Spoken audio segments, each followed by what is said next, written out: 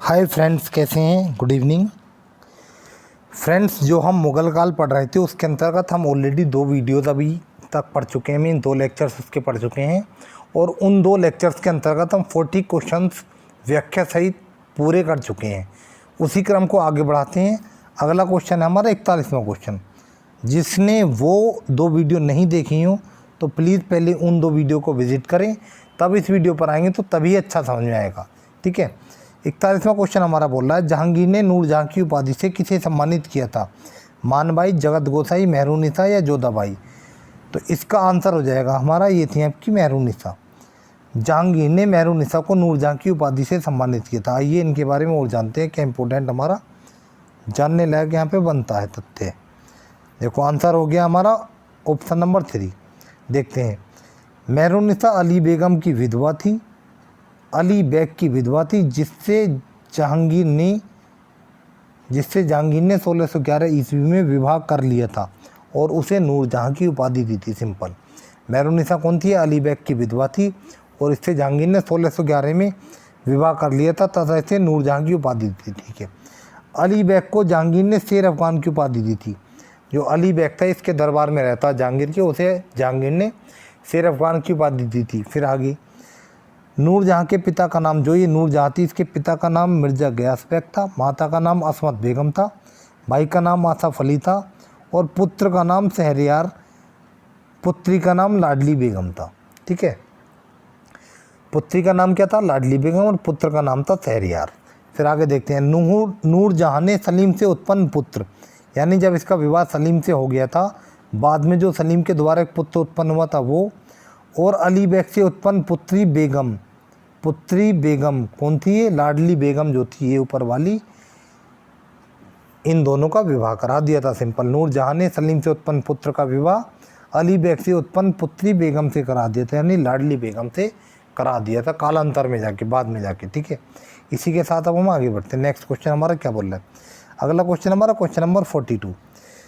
जहांगीर ने दक्षिण भारत में सबसे पहले कहाँ पर आक्रमण किया था? मीन दक्षिण भारत का वो स्थान कौन सा था जहाँ पर जहांगीर ने सबसे पहले आक्रमण किया था?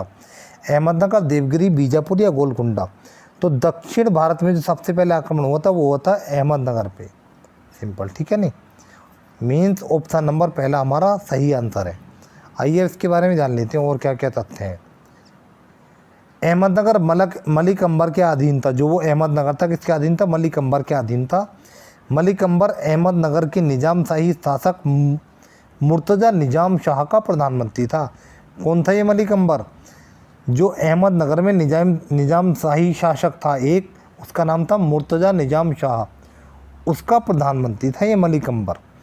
फिर आगे, मलिक अंबर ने ही दक्षिण भारत में भू राजस्व व्यवस्था को स्थापित किया था। सिंपल सीधा क्वेश्चन बनता है, दक्षिण भारत में भू राजस्व व्यवस्था किसके द्वारा स्थापित की गई थी? किसके द्वारा? मलिक अंबर के। नेक्स्ट, गोरिल्ला युद्ध प्रणाली भी मलिक अंबर ने ही शुरू की थी। सारे इंपॉर्टेंट तथ्य हैं जो भी वो मैंने इसमें शामिल कर दिए हैं, इनसे बात जाने वाली नहीं है। इसी के साथ हम अपने अगले क्वेश्चन बढ़ते हैं। अगला क्वेश्चन है हमारा क्वेश्चन नंबर 43। किस सफलता से खुश होकर जहांगीर ने खुर्रम को शाहजहां की उपाधि दी थी? देवगिरी पर आक्रमण की सफलता, कन्नौज पर आक्रमण की सफलता, अहमदनगर पर आक्रमण की सफलता, पंजाब पर आक्रमण की सफलता? तो जो जहांगीर ने खुर्रम को शाहजहां की उपाधि दी थी वो अहमदनगर पर आक्रमण की सफलता से खुश होकर। ठीक है। इन्होंने अहमदनगर पे जो आक्रमण किया था वह अभियान इनका सफल हुआ था। उससे खुश होकर इसने क्या काम किया था? इसका पुत्र था खुर्रम, उसे शाहजहां की उपाधि दी थी, जो कालांतर में शासक बना था। सिंपल। आगे बढ़ते हैं, देखते हैं इसके बारे में क्या। ऑप्शन नंबर 3 हमारा आंसर हो गया है। नेक्स्ट क्वेश्चन क्या बोला? Question number 44। जहांगीर के समय 1608 ईस्वी में भारत आए अंग्रेज का क्या नाम था? मतलब जहांगीर के समय जो अंग्रेज भारत आया था उसका क्या नाम था? एक तो 1608 में आया था, एक 1615 में आया था। तो हमें उसका नाम बताना है। 1608 में आया था captain Hawkins, Thomas Roe, William Finch या थॉमस एडवर्ड या एडवर्ड होता है। ठीक है। नहीं, तो उस अंग्रेज का नाम था कैप्टन हॉकिंस। सिंपल कहने का मतलब है कैप्टन हॉकिंस प्रथम अंग्रेज था जो भारत आया था। कब आया था? 1608 में। कब? जहांगीर के दरबार में। ठीक है। मतलब कि अनुमति लेने के लिए जो भारत आया था उसमें प्रथम अंक देता। आगे देखते हैं फिर देखो इसके बारे में क्या शामिल किया हुआ है। सिंपल कहने का मतलब है ऑप्शन नंबर फर्स्ट हमारा आंसर हो चुका है। आगे देखते हैं सर टॉमस रो 1615 ईस्वी में जेम्स प्रथम के राजदूत के रूप में मुगल दरबार में जहांगीर के पास आए थे और ये ही व्यापार करने के लिए फरमान प्राप्त करने में सफल रहे थे।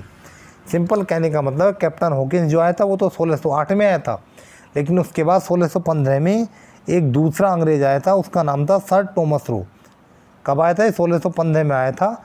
किसके राजदूत के रूप में? यह आया था जेम्स प्रथम के राजदूत के रूप में आया था और ये ही मुगल दरबार में आकर जहांगीर से मिला था और जहांगीर से फरमान मतलब कि यहाँ व्यापार करने का फरमान प्राप्त करने में सफल हुआ था। यानी कि इसने जहांगीर से यहाँ पर व्यापार करने का फरमान प्राप्त कर लिया था। सिंपल, ठीक है। नहीं, आगे बढ़ते हैं अब हम। नेक्स्ट क्वेश्चन हमारा क्वेश्चन नंबर 45 क्वेश्चन हमारा बोल रहा है किस मुगल कालीन शासक के काल को हिंदी साहित्य का स्वर्ण काल कहा जाता है? सिंपल, जहांगीर, अकबर, शाहजहां या औरंगजेब।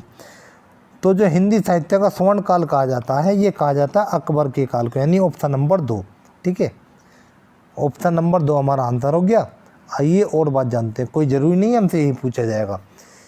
देखो, अकबर के काल को हिंदी साहित्य का स्वर्ण काल कहा जाता, ठीक है।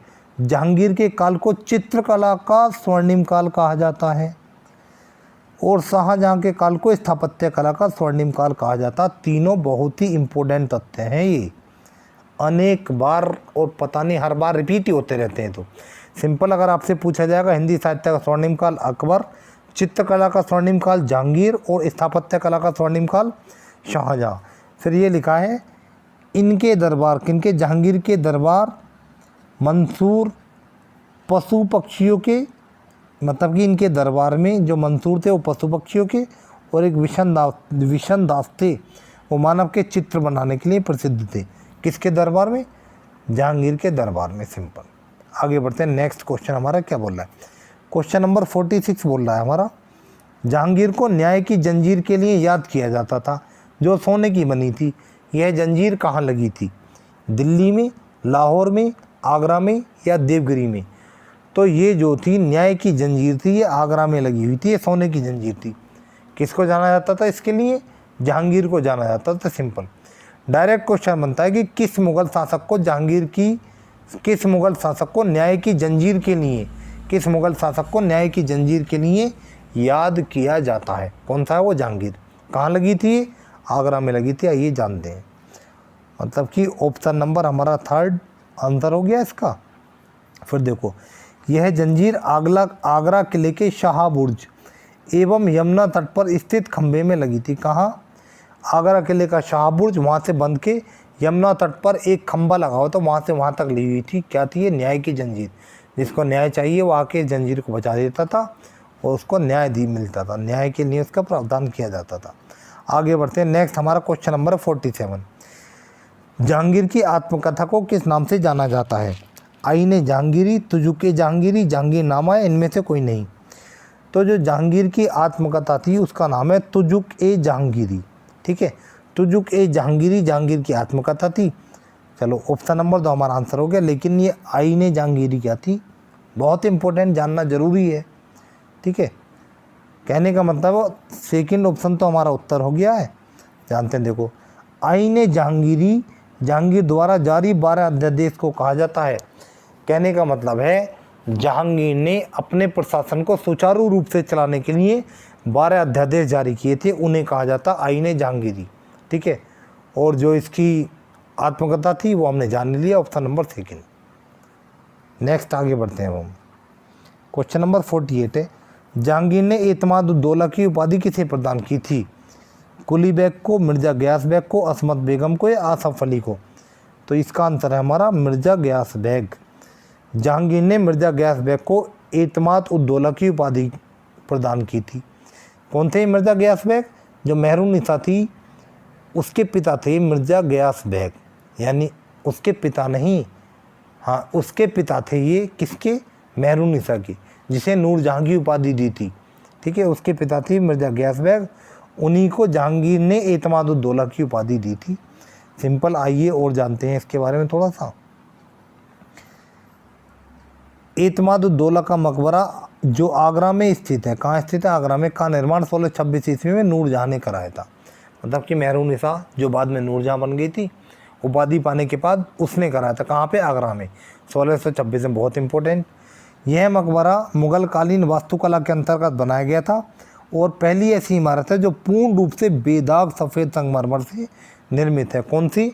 एतमादुद्दौला का मकबरा कहाँ स्थित है? यह आगरा में स्थित है। किसने बनवाए थे? इसे नूरजहाँ ने बनवाया था। ठीक है, कौन थे ये? नूरजहाँ के पिता थे। आगे बढ़ते हैं नेक्स्ट। अगला क्वेश्चन है हमारा, गुलाब से इत्र निकालने की विधि किसने खोजी थी? सिंपल, जोधाबाई, मानबाई, जगत गोसाई या असमत बेगम। तो गुलाब से इत्र निकालने की जो विधि खोजी थी, असमत बेगम ने खोजी थी। कौन थी? ये मेहरुन्निसा यानी कि नूरजहाँ की माता थी। ठीक है, ये नूरजहाँ की माता थी। आइए देखो, क्या असमत बेगम नूरजहाँ की माता थी और बाकी ऑप्शन नंबर 4 हमारा इसका आंसर है। आगे बढ़ते हैं जल्दी से। जहांगीर का मकबरा शाहदरा में स्थित है, इसका निर्माण किसके द्वारा कराया गया था? जो जहांगीर का मकबरा शाहदरा में स्थित है, इसका निर्माण किसने करवाया था? मानबाई, जगत गोसाई, मेहरुन्निसा या जोधाबाई। तो हमें बताना है कि इसका निर्माण किसने करवाया था। तो जहांगीर के मकबरे का निर्माण करवाया था मेहरुन्निसा ने, यानी कि जिससे 1611 में इसने लव मैरिज कर ली थी, मेहरुन्निसा। ठीक है, इसकी पहली पत्नी क्या नाम था? इसकी पहली पत्नी का नाम था मानबाई। मानबाई के पुत्र का क्या नाम था? मानबाई के पुत्र का नाम था खुसरो खां। खुसरो खां ने अपने पिता के खिलाफ विद्रोह कर दिया था, तो इस बात से नाराज होकर मानबाई ने अपनी आत्महत्या कर ली थी।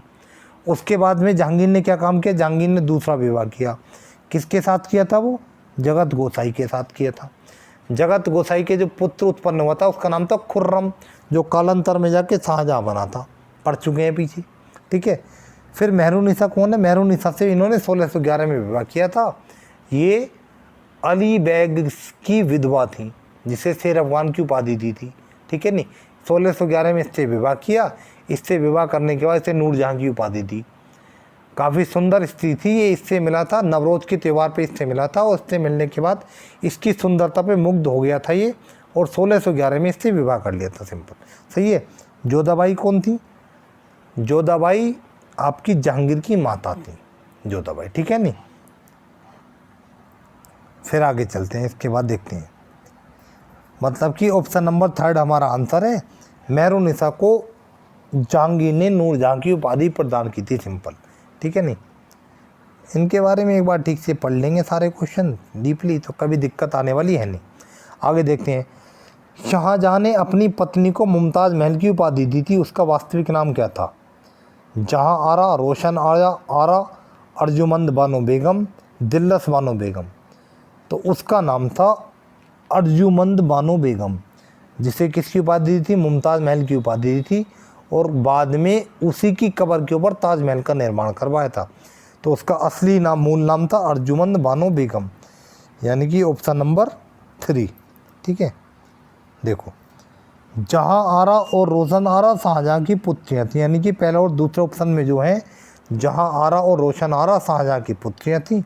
दिल्लस बानो बेगम, ये दिलरस है, ये दिलरस। ठीक है, दिलरस बानो बेगम औरंगजेब की बीवी थी। इन्हें रबिया उद दुरानी के नाम से जाना जाता था। सिंपल, आगे बढ़ते हैं हम। क्वेश्चन नंबर हमारा 52। 1630 ईस्वी में शाहजहाँ के समय पड़े अकाल का वर्णन किस कवि ने अपनी रचना में किया है? वह कौन सा कवि है जिसने 1630 में जो अकाल पड़ा था उसका वर्णन अपनी रचना में किया है? शाहजहाँ के समय पड़ा था ये अकाल पड़ा था, प्लेग की बीमारी फैली थी बहुत तकड़ी। तो किसने इसका वर्णन किया है? अमीर खुसरो, अब्दुल हमीद लाहौरी, बीरबल या अब्दुल रहीम खाने खाना। तो ये जो वर्णन किया है ये अब्दुल हमीद लाहौरी ने किया है अपनी रचना में। किस रचना में किया है? रचना का नाम है पादशाहनामा। आइए मैंने लिखा हुआ है इसको आगे, यानी कि ऑप्शन नंबर 2 तो हमारे आंसर हो गया अब्दुल हमीद लाहौरी। आइए और इसके बारे में हमें क्या जानना है। अब्दुल हमीद लाहौरी जो शाहजहाँ के दरबारी कवि थे, ने अकाल और प्लेग की बीमारी का वर्णन अपनी कृति पादशाहनामा में किया है। किस में किया है? पादशाहनामा में किया है। सिंपल, ठीक है नहीं। आइए इसी के साथ अब हम आगे बढ़ते हैं। अगला क्वेश्चन है हमारा, शाहजहां को विश्व प्रसिद्ध कोहिनूर हीरा किसने भेंट किया था? मतलब कि वह कौन सा व्यक्ति था जिसने शाहजहां को विश्व प्रसिद्ध कोहिनूर का हीरा दिया था और शाहजहां ने बाद में इसे मयूर सिंहासन में लगवाया था? जहांगीर, दारा शिकोह, मीर जुमला या जहां आरा? तो ये थे आपके मीर जुमला। उस व्यक्ति का नाम था मीर जुमला जिसने शाहजहां को विश्व प्रसिद्ध कोहिनूर का हीरा भेंट किया था। ठीक है, जिनको लगता हो कि मैं जल्दी टिक कर देता हूँ तो वीडियो को पॉज कर लिया करो, कोई दिक्कत नहीं है, क्योंकि वीडियो में टाइम लगाने में भी तो दिक्कत होती है ना, फिर कुछ लोग बोर होते हैं उसमें। आइए जानते हैं अब हम अगला क्वेश्चन क्या बोल रहा है हमारा। उत्तराधिकारी को लेकर दारा शिकोह और औरंगजेब की सेना के बीच हुए प्रथम युद्ध को किस नाम से जाना जाता है? मतलब कि उत्तराधिकारी के लिए जो प्रथम युद्ध हुआ था उसे किस नाम से जाना जाता है? सामूगढ़ का युद्ध, देवराई का युद्ध, धर्मट का युद्ध या पानीपत का युद्ध? तो इस युद्ध को जाना जाता है धर्मट का युद्ध। ठीक है, सिंपल कहने का मतलब है इन दोनों के बीच जो एक तो आपके दारा शिकोह थे, एक आपके औरंगजेब थे। दारा शिकोह और औरंगजेब के बीच उत्तराधिकारी के लिए 3 युद्ध हुए थे। तो जो उसमें से पहला वाला युद्ध था जो दोनों के बीच लड़ा गया था उसका नाम था धर्मट का युद्ध। ठीक है, आइए इसके बारे में शामिल किया हुआ क्या क्या बातें हमको जाननी है। यहाँ पे देखो भाई, आंसर ऑप्शन थर्ड हमारा आंसर हो गया है। शाहजहां ने दारा शिकोह को उत्तराधिकारी घोषित कर दिया था। शाहजहां ने अपने पुत्र किसे दारा शिकोह को उत्तराधिकारी घोषित कर दिया था? ये दारा शिकोह जो था ना, ये बहुत विद्वान व्यक्ति था, मुगल काल का सबसे पढ़ा लिखा शासक था ये। ठीक है, किसका पुत्र था ये? शाहजहां का। शाहजहां ने अपना उत्तराधिकारी इसे ही घोषित कर दिया था। जब इसे उत्तराधिकारी घोषित किया तो इस बात से औरंगजेब को बहुत दिक्कत हुई, क्योंकि वह खुद शासक बनना चाहता था। तो इसी को लेकर दोनों के बीच युद्ध लड़े गए, 3 युद्ध लड़े गए और तीनों युद्धों में औरंगजेब ने बेचारे दारा शिकोह को हरा दिया और अंत में जाके वही शासक बना। आइए जानते हैं, उत्तराधिकारी को लेकर औरंगजेब और दारा शिकोह के बीच 3 युद्ध लड़े गए। पहले युद्ध को धर्मट के युद्ध के नाम से जाना जाता है। इसमें औरंगजेब की जीत हुई। ठीक है, कब लड़ा गया? 1658 में। दूसरे युद्ध को शामूगढ़ के युद्ध के नाम से जाना, ये शामूगढ़ है, ये शामूगढ़ के युद्ध के नाम से जाना जाता है। इस युद्ध में भी औरंगजेब की ही जीत हुई। ठीक है, दूसरे युद्ध में भी औरंगजेब की जीत हुई और ये भी उसी वर्ष लड़ा गया 1658 में। ठीक है, फिर उससे अगले वर्ष यानी 1659 में फिर एक और युद्ध लड़ा गया, तीसरा युद्ध 1659 ईस्वी में देवराई का युद्ध, उसका नाम था देवराई का युद्ध लड़ा गया। इस युद्ध में औरंगजेब ने दारा शिकोह को पूरी तरह हरा दिया तथा मृत्युदंड दे दिया और खुद शासक बन गया। ठीक है, तो जो बाद में शासक बना वो कौन था? वो औरंगजेब। सिंपल। आइए आगे बढ़ते हैं। क्वेश्चन नंबर 55, शाहजहां का वह कौन सा पुत्र था जिसे बुलंद दरवाज़ा कहा जाता था? मतलब कि शाहजहां के किस पुत्र को बुलंद दरवाज़ा कहा जाता था? खुसरो, खुर्रम, शाह शुजा या दारा शिकोह? तो बुलंद इकबाल किसे कहा जाता था? वही विद्वान व्यक्ति, बहुत विद्वान मुगल काल का। सिंपल, कौन? दारा शिकोह। ठीक है नहीं। ऑप्शन नंबर 4 देखो, शाहजहां के 4 पुत्र थे। इनके नाम बहुत कंफ्यूज करते हैं, इसलिए मैंने एक साथ लिख दिया। शाहजहां के 4 पुत्र थे, दारा शिकोह, शाह शुजा, औरंगजेब और मुराद। ठीक है, और जो उत्तराधिकारी के लिए युद्ध हुआ था किसमें हुआ था? दारा शिकोह इस वाले औरंगजेब के बीच हुआ था। तथा 3 पुत्रियां, मोहन आरा, जहां आरा और रोशन आरा। ठीक है, 3 पुत्रियां थी। इससे पहले जहांगीर था, उसके 5 पुत्र थे। कौन थे? खुसरो, खुर्रम, जहांदार, शहरयार और परवेज। जिसमें खुसरो और खुर्रम तो आपको याद ही कर लेने हैं, इनके ऊपर क्वेश्चन बनते हैं। ठीक है नहीं। इसी के साथ अब हम आगे बढ़ते हैं। नेक्स्ट क्वेश्चन है हमारा, शाहजहां की पुत्री जहां आरा द्वारा निर्मित है। मतलब कि निम्न 4 ऑप्शंस में से किसको शाहजहां की पुत्री जहां आरा ने निर्माण किसका कराया था, मैं बताना। आगरा की मोती मस्जिद, आगरा की जामा मस्जिद, पहला ऑप्शन है जामा मस्जिद। आगरा की जामा मस्जिद, आगरा की मोती मस्जिद, दिल्ली की जामा मस्जिद या कुब्बत उल इस्लाम? तो ये था हमारा आगरा की जामा मस्जिद। आगरा की जामा मस्जिद का निर्माण किसने करवाया था? जहां आरा ने करवाया था। ठीक है। और आगरा की मोती मस्जिद का निर्माण शाहजहां ने। दिल्ली के जामा मस्जिद का निर्माण ये भी शाहजहां ने। आइए मैं सब शामिल किया हुआ है। कहने का मतलब है ऑप्शन नंबर फर्स्ट हमारा इसका आंसर है। और देखो आगरा की जामा मस्जिद का निर्माण किसने करवाया? शाहजहां की पुत्री जहां आरा ने। आगरा की मोती मस्जिद का निर्माण किसने करवाया? शाहजहां ने करवाया। दिल्ली की जामा मस्जिद का निर्माण भी शाहजहां ने ही करवाया और यह भारत की सबसे बड़ी मस्जिद है। सिंपल। फिर चौथा ऑप्शन था दिल्ली की कुब्बत उल इस्लाम मस्जिद। तो इसके बारे में हम ऑलरेडी सल्तनत काल में पढ़ चुके हैं। इसका जो निर्माण हुआ था सल्तनत काल में हुआ था। किसने करा था? कुतुबुद्दीन ऐबक ने करा था और ये भारत की पहली इस्लामिक मस्जिद है। कौन सी? दिल्ली की कुब्बत उल इस्लाम मस्जिद, जो हमारा फोर्थ ऑप्शन इसमें दिया हुआ है। सारे तथ्यों को हमने जान लिया। इसी के साथ अब हम आगे बढ़ते हैं। क्वेश्चन नंबर 57, ताजमहल की रूपरेखा किसने तैयार की थी? सिंपल। ताजमहल की रूपरेखा किसने तैयार की थी? बादल खान, मिर्ज़ा गयास बेग, उस्ताद अहमद लाहौरी या उस्ताद ईसा खां? तो जो ताजमहल की रूपरेखा तैयार की थी वो उस्ताद अहमद लाहौरी ने की थी। ठीक है। किसने? उस्ताद अहमद लाहौरी, यानी कि ऑप्शन नंबर थर्ड। एक मिनट रुकेंगे आप। रूपरेखा किसने तैयार की थी? रूपरेखा, रूपरेखा है। अगर इसमें आपका दिया जाता, कौन थे ये आपके? एक मिनट देखते हैं, देखो चेक कर लेते हैं। रूपरेखा उस्ताद ईसा खां, सही है, उस्ताद ईसा खां थे ये। और मुख्य स्थापत्य कलाकार थे तो हाँ, उस्ताद अहमद लाहौरी जो थे ना, ये तो ताजमहल के मुख्य स्थापत्य कलाकार थे। और जो रूपरेखा तैयार की थी वो उस्ताद ईसा खां ने की थी। कोई दिक्कत है, मतलब कि ऑप्शन नंबर हमारा फोर्थ सही आंसर है। रूपरेखा पूछा ना, स्थापत्य कलाकार पूछता तो हमारा आंसर होता ऑप्शन नंबर थर्ड। आइए जानते हैं। देखो ऑप्शन नंबर 4 हमारा सही आंसर है। अब देखो बादल खां पहले ऑप्शन में थे तो उनके बारे में जान लेते हैं। बादल खां मयूर सिंहासन निर्माण के मुख्य कलाकार थे। किसके? जिन्होंने मयूर सिंहासन बनाया था उसके मुख्य कलाकार थे ये। फिर मिर्ज़ा गयास बेग, वही मिर्ज़ा गयास बेग नूरजहां के पिता। ठीक है। ये कौन थे? नूरजहां के वाले पिता ये थे शायद। ये थे अकबर के समय हमीदा बानो बेगम द्वारा निर्मित हुमायूं के मकबरे के स्थापत्यकार थे। कौन? मिर्ज़ा गयास बेग। फिर उस्ताद अहमद लाहौरी कौन थे? ताजमहल का निर्माण करने वाले मुख्य स्थापत्य कलाकार थे। और उस्ताद ईशा अहमद थे, ये ताजमहल की रूपरेखा तैयार करने वाले व्यक्ति थे। देखो इन चारों को मैंने एक साथ क्यों लिखा? इन चारों को मैंने एक साथ इसलिए लिखा है क्योंकि ये चारों ही ऑप्शन, इस टाइप के ऑप्शन अगर एग्जाम में आ जाते हैं ना तो वो हमें कंफ्यूज करते हैं। ठीक है नहीं, तो इसलिए मैंने तथ्यों को शामिल कर लिया है। इसी के साथ अब हम आगे बढ़ते हैं। नेक्स्ट क्वेश्चन हमारा क्या बोल रहा है? क्वेश्चन नंबर है 58, मुगलों द्वारा निर्मित अंतिम किला कौन सा था? मुगलों द्वारा निर्मित अंतिम किला कौन सा था? आगरा का किला, लाल किला, फतेहपुर सीकरी स्थित किला या पंचमहल? तो सिंपल, जो मुगलों द्वारा निर्मित अंतिम किला था वो था आपका आगरा का किला।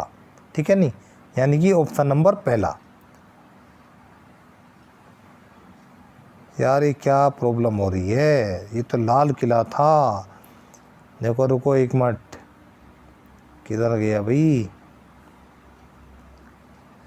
मैं आपको बताता हूँ, जो मुगलों द्वारा निर्मित अंतिम किला था ना, ये लाल किला था। इसका निर्माण शाहजहां ने कराया था और यह दिल्ली में शाहजहां नामाबाद स्थान पर स्थित है।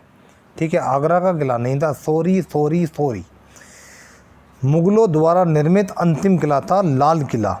ठीक है, ये कहाँ पे स्थित है? दिल्ली के शाहजहां नामाबाद में स्थित है और इसका निर्माण शाहजहां ने कराया था। कहने का मतलब ये। ठीक है, देखो भाई, लाल किला दिल्ली के शाहजहानाबाद में स्थित है। इसका निर्माण शाहजहां द्वारा कराया गया था। सिंपल। ठीक है, आगे बढ़ते हैं हम। क्वेश्चन हमारा क्वेश्चन नंबर 59, शाहजहां ने किसे 2 लाख रुपए प्रति वर्ष की पेंशन देकर लाहौर भेज दिया था? जोधाबाई, जगत गोसाई, नूरजहां या मानबाई? तो शाहजहां ने नूरजहां को 2 लाख रुपए प्रति वर्ष की पेंशन देकर उसे लाहौर भेज दिया था और 1645 में वहीं उसकी मृत्यु हो गई थी। ठीक है, कब भेजा था? इसके अंतिम दिनों में इसे 2 लाख रुपए प्रति वर्ष की पेंशन दी और इसे लाहौर भेज दिया था, और उसी लाहौर में 1645 में इसकी मृत्यु हो गई थी। ठीक है, तो ऑप्शन नंबर कौन सा हो गया हमारा? थर्ड। थोड़ा कंफ्यूज कर रहे हैं ऑप्शन, इसलिए चेक करने भी ज़रूरी है। देखो, शाहजहाँ ने नूरजहाँ को 2 लाख रुपए प्रति वर्ष, ये वर्ष है, वर्ष पेंशन देकर लाहौर भेज दिया था, और वहीं पर 1645 ईस्वी में उनकी मृत्यु हो गई थी। इसी के साथ हम अपने अगले और लास्ट क्वेश्चन पे आते हैं, जानते हैं। 8 जून 1658 ईस्वी को औरंगजेब ने शाहजहाँ को बंदी बनाकर किले में कैद कर दिया था, जहाँ कैदी जीवन के 8वें वर्ष अर्थात 74 वर्ष की अवस्था में उनकी मृत्यु हो गई थी। यह किला कहाँ स्थित था? आगरा, फतेहपुर सीकरी, दिल्ली या लाहौर? तो ये जो किला था ना, ये वाला था आपका आगरा का किला, जो पीछे कन्फ्यूज़न हो गया था ना।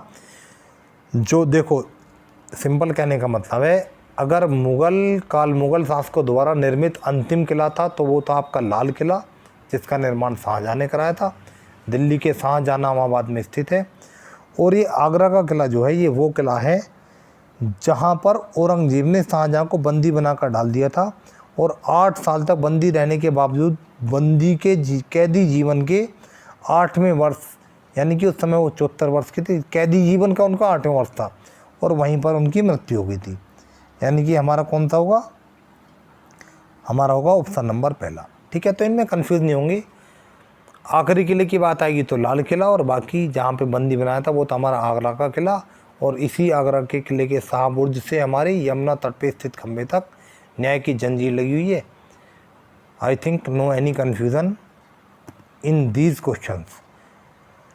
आशा करता हूँ जो भी मैं आपको समझाना चाह रहा हूँ, जो सीरीज चला रहे हैं, वो आपको आने वाले सभी परीक्षाओं में बहुत लाभदायक होने वाली है। तो कृपया शांति बना के इनको अच्छे से नोट्स इनकी मेंटेन करते रहें, और जल्दी से वीडियो को लाइक, शेयर और सब्सक्राइब कर दें। इसी के साथ मैं आपको अगली वीडियो में बहुत जल्दी मिलूँगा। तब तक के लिए गुड बाय।